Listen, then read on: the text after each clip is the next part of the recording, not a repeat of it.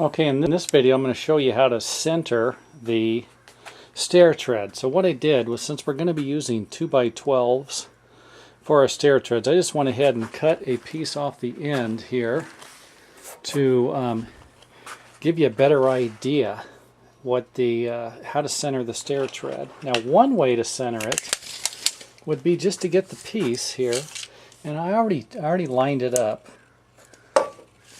I'm sorry, I'm probably getting ahead of myself. Let me go back over to here. What we need is, this is going to be the tread thickness. This is going to be the top of the tread. We need a square mark coming off of the corner here, and we need one coming off of the corner here. And the reason for that is, we just can't measure from here to here. We've got to measure a square. So this part right here isn't going to count. If we measured from here to here, and then we go to try to figure out the position of our tread, we're going to have problems. And again, you can always double check. Like I centered this one here. You could always double check by measuring here. We have 1 3/4, and then coming over here, and we have about 1 5/8. So you can always double check, because we want it to be in the center. We want this distance here to be the same as this distance here. And again, you can move it. Feel free, if you need to move your tread, you need to have more distance here for your handrail or something, do it. Do whatever you need to do. Now, if you start to move it too far back, your bracket you might run out of room here on your bracket too. So keep that in mind when you do any adjustments, because you can see how far the distance is here, that the bracket's not even close to being in the center.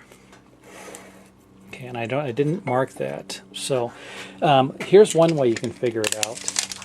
Make your square marks on the end, the same thickness of your tread, and then measure the length here, and it looks like I got about 16 3/4 inches. So all I need to do is subtract 11 1/4.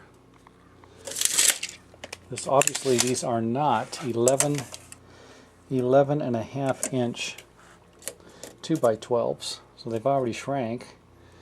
So 11 1/4 subtracting from 16 3/4 should give us, let's see here, I have to do some tape measure math here. 11 1/4, so we got 1 2 3 4 5 1/2 inches. Half, if we divide 5 1/2, if we split that number, because we want it to be even on both ends, that would be 2 3/4 inches. Then all you need to do is mark. Bear with me, I got to switch hands here. 2 3/4, and then you could mark this side here at 2 3/4 just to double check.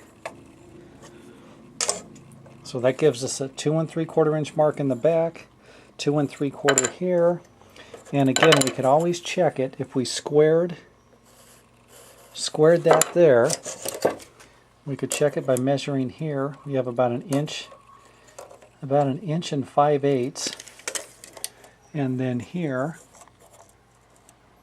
I'm sorry if I'm getting off there, we have about the same. Let's take our tread, put it in there.